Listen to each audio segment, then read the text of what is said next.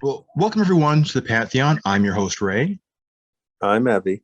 And today it's May the 4th. It's Star Wars Day. This is our third installment to the series. Today we are reviewing Mandalorian Season 2 and Bad Batch. This is the first couple episodes. Mm. I just went through Mandalorian Season 2 just recently. Evy, you saw this a while back, correct? Yeah. Yeah. And I just watched Bad Batch. I actually, to start off, I'll start with the Bad Batch. I really enjoyed the cartoon series. I've only seen the first few episodes. It's a spinoff from Clone Wars, the animated series. Hmm. Um, and because I never watched those, I just know it's Right. from that. And I know there's a cyborg who dies, I think, in Clone Wars, and Mm. they brought him back to life, or maybe he's part clone, part cyborg, and he was an evil guy, but now his mind's all wiped clean, and he's now a good guy and part of Yeah. the team, Yeah. along with Hunter and rest of the crew. So, in your own words, like, what is it for those who don't know what Bad Batch is? Can you explain to the audience like what the cartoon series is about? Um, which one is it again? Mad Match. Isn't it just what you um said? That stormtroopers? Yeah, they're like an elite Yeah. stormtrooper group, Yeah. right? Elite stormtroopers. Hmm. So now they have a couple friends that travels with them. So they have to start all over again. Hmm. Like trusting people and that. Yeah. Yeah. That's what it is about. Well, for me anyway. How far along were you able to watch? I only watched the first two episodes, but Me too. yeah. Me too. Um, Yeah, it I was good. I liked it. I thought it was really interesting. It's actually compelling. I mean, it's so good that I would go actually watch the entire series if I had the time to do so. But Yeah. I really enjoyed it. I like the it's for a comparison, it reminds me of Dark Matter, and here it was on space. Did you see Uh, that series on Sci-Fi Network by chance? No. no. Okay, there's a series called Dark Matter. The show April, I think Melissa O'Neill from The Rookie, she was in this series. For those who might know who I'm referring to, Mm. basically, well, for me, this will coincide with what you're trying to say is that it's like a band of brothers, like a group of people Yeah, who. Band of Brothers. That's it. Not that I'm saying it's band of brothers, because that's military and something else, but like it's a group of Right. people who band together to go into or eventually venture into space. Dark Matter for me was, I thought the first season and a half, or maybe the first two seasons was just really really riveting. They kill off a main character at the start of season two, which is kind of, I think, taking a note out of House of Cards, but the show, I thought it Yeah, was really House of good. Cards.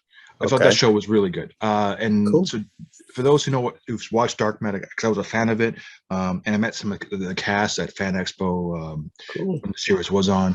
It was really, really riveting, and the story was really tight. And the mystery box for season one was really, it was kept very close to the chest. The director didn't tell the cast until like I think the last episode was shooting, so it was really intense. And the anxiety that you see on television from the cast was real, because they didn't know who was the bad person who was Oh, hiding. right. So because they all Right. had amnesia, it was a really good series. Anyways, to go with what we're saying with Bad Batch, you have a bunch of elite warriors who are Hmm. basic clones. They're the clones from Star Wars, but they're highly evolved, and they're, because of their evolution or their anomalies, they're not triggered by the controls of the Emperor. Because the first episode is where it takes place. I think it was what's the second? What's episode two of Star Wars? Not the Phantom Um. Menace. What's the other one after Phantom Menace? Oh. Attack of the Clones. Attack of the Clones. When the Emperor says, is it Code 66? Yeah. Is that the word, right? That's when the clones, 66. yeah. So the clones flip on everybody and betray, like Obi-Wan and right. These guys hear the same code, but they're not affected by it because they're evolved. The next evolution, they override that genetic coding that the Emperor installed into the clones, which Mm. ended the Clone Wars. Sorry. And then, anyways, that was really, really great. And then there's only like five. There's a group of five people, and one's like strong guy, one's a sharpshooter, one's a leader who has like enhanced skills and sets. So I thought that was really good, and they worked like a good cohesive unit. So highly recommend that. Was there any highlights for you in the series that you've seen so far that stood out for you? When I first saw it, I'm like, wow, like Tom Cruise, where he meets that girl or something, lands on this planet, and he has to survive on that planet to try and survive. So, Okay. yeah. And yeah, and in doing so, he hones his skills to get better and better, right? Yes, Yeah. yes. Okay. Yes. So yeah, it's that one's a bit of a slow, long burn, but I could see the eventual comparisons. Eventually, they would dissect at some point. Yeah. Okay. Well, that's Bad Batch. We recommend it. It's on Disney Plus, and it's streaming, of course. It's a really good show. It got picked up for season 2, so that'll be out very, very soon, I would imagine. Sweet. Or maybe 2023, I think, probably. Sweet. And so I look forward to seeing the rest of the season 1 and season 2. So let's get into the Mandalorian, because this is the one that everyone's excited about, because this kicks off the Book of Boba Fett. Mandalorian season 3 will be out very, very soon. Well, hopefully very soon. And so okay, so like the first episode, like the Marshal, that's with Timothy Oliphant. They show you a highlight of what happened in season 1. We can like reveal everything in season 1, because in order to get to season 2, you have to explain what happened, season right? 1. Yeah. Right. So we know that I forgot his name, but it's Giancarlo Esposito. He has the dark saber, the dark lightsaber. What's it called? The dark. What's it called again? What do you call it? Weapon? In his case, it's the dark lightsaber. Is that what it is? Yeah, dark saber or something like that. Because he shows up with it. Yeah, right. Yeah. So you have that. So the season 2, basically everyone knows about Baby Yoda, whose name is Guru. Yeah. I don't know the name. Baby Yoda. I like Baby Yoda. It's much better than whatever name they chose for it. Yeah, real Guru or something. Yeah, Guru. Okay. So the Mandalorian, most of his people have been slaughtered near the end of season 1, and his quest now is to get Baby Yoda back home to his people. So his quest for majority of season 2 is to get Baby Yoda back home amongst his own people. Yeah. Okay. So that's what the genesis of what this show is about. Sure. And because he sort of left Giancarlo, I don't know, I forgot his name. You know what's his character's name? The guy who has the sword, that lightsaber. Oh, wow. Yeah, you're always good with the names. I'm good with names too, but I didn't take it into consideration because you're the Star Wars nut. I mean, in the nicest way, nut as in the nicest way. Anyway, so he's being chased by him, and we go back to visiting like Tatooine. We're visiting other planets, and it's a journey of the Mandalorian to go to send Baby Yoda back home.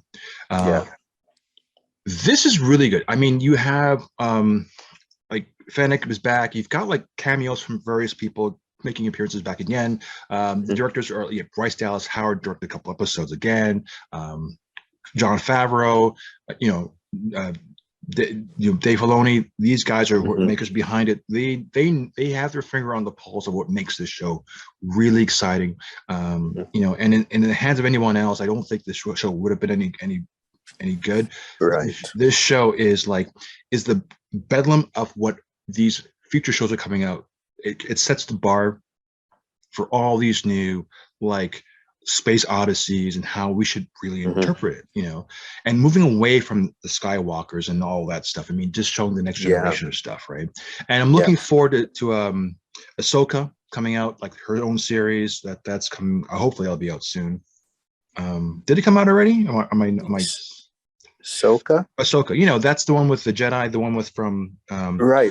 Rosario Dawson's character. Yet. No, I don't think it's out yet. No, well, yeah. So we have her. Her scene was really good, actually. So we have a bunch of stuff that's in here that's exciting. But overall, what are your thoughts? And then what can you tell us about this series? Well, Ahsoka is supposedly one of the Jedis that got almost killed after episode 66. No, I mean Code 66, not episode Yeah, 66. yeah. Sorry, Code 66. Well, Right. yes. If you're looking at Yeah. the movie, but Ahsoka was mostly in the animation series, right? That's where we know her from. She was Oh, Anakin. Ashoka. Yeah. Okay. She was Anakin's Padwin. You know, You're so right. right. But in terms of this series, like, so because you've seen it, so for those who want it, like, what can you tell an audience who have not seen it? What to be look what is about this series that would gravitate them to watch this show? Well, it's well, she actually has to survive, and it's the start of Mhm. episode 66. I can't remember, something 66 No, she's got episode. a small. She has a very small part. She It's like has, it's mostly the okay, Mandalorian. Like okay, she comes in near like the last quarter of the series, and she's not a something. mainstay. Oh, So, okay. but for I'm talking about the Mandalorian. Like, so in Mm. terms of those who watch the Mandalorian, what is the draw? Like, what is it making? What makes? Well, first of all, is season two Boba better Fett. than season one? And what's the significance of this one for those who are going to see this? Well, upbringing. Did you see her upbringing in this season? Did they show you flashbacks of her past? A little bit, Okay. a little bit, and yeah, yeah, and how she survives, and how she, and Attack of the Clones isn't in it a bit, is it?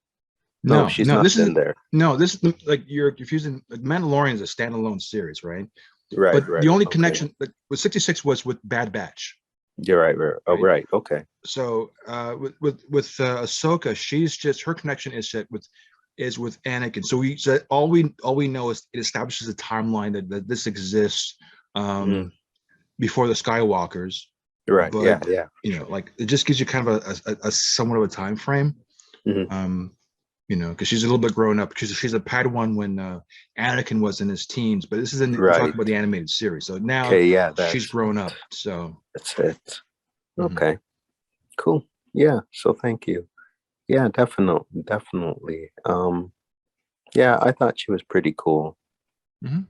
This Ashoka lady, and yeah, definitely, and it's her beginning. I just can't wait until the next series or whatever, and see what's gonna go on. What do you? What are Well, your what views? about the Mandalorian? What do you think about his character in his arc? Oh yeah, he's yeah, definitely. He's it's really um his say again. The Mandalorian, like this Oh series is about yeah, the Mandalorian, not Ahsoka. Lorian. Yeah, Yeah, so that's what I thought. Okay, sorry, man. it's okay. Yeah, yeah. All right. So Well, I'll simplify the question a little bit easier. So, yeah, do that. okay. Sure. All right. So you watched The Mandalorian. Mhm. Again, I don't know Esposito, John Carlo's name, like Yeah, character's yeah. name. But we have now we also have Gina Carano. We have Carl Weathers is in it. You have a lot of the cast who were in appearances from the first one coming back. Baby Yoda. Mhm. So in essence, what were highlights for you for the series? Forgetting about Ahsoka for now, like, but what were some highlights that stood out for you? Seeing Boba Fett. Was Boba Fett in this one? Oh yeah, he wasn't he? Right? Yeah, he was. Mm. Seeing him, and at the end, how that building, how you see how the building blows up, and this is saying that all the rebels better be careful because something is going to go down. You remember that part? Yeah. Yeah. No, Definitely. No, I like because it sets up. Well, it sets up the book of Boba Fett, but also it Yeah. makes you really excited for season 3 for Mandalorian. The fact that we got to wait like a year and a half, almost 2 years for this shit. Is it 2? No, it's been a year. It's been a year, right? Oh, a little over a year. Yeah. It's only like 8 episodes. and it's so short, and it goes so fast that it makes you hungry for more. And I at least the only benefit for when you watch the series, it comes out once a week. Unlike Netflix, it's not where you let's binge it, which means it'd be too fast. But I look forward to seeing it. In terms of rating, what would you give season 2? Oh wow. Like a 9 out of 10, because I know something's gonna happen, and it's like, oh, I just can't wait, and just see what goes on. Is there a date for that yet? At the time of doing this recording, there's hints of it, but I don't know the exact dates, and there hasn't been an official announcement yet. I'm going to say when they have the D3 investors meeting, they're probably going to announce the dates for that for sure. So I think probably in August we'll probably know the exact details for that. Okay, cool, good. Okay. Man. Well, anyways, happy May the 4th. That ends our show. I hope you enjoyed. We'll be back next year, the same time, same bad channel, to do Mandalorian season 3. We'll be back tomorrow for Cinco de Mayo. We're reviewing we'll talk about that tomorrow. But we'll see you tomorrow, and again on Friday for the brand new review. I'm Ray. I'm Evy. And before we go, how can they reach us, Evy? We could go online. What else? Twitter, yeah, or on our website. It's all there. On our website. It's www.pantheonofm.com, and everything you need will be on the website. So with that, I'm Ray.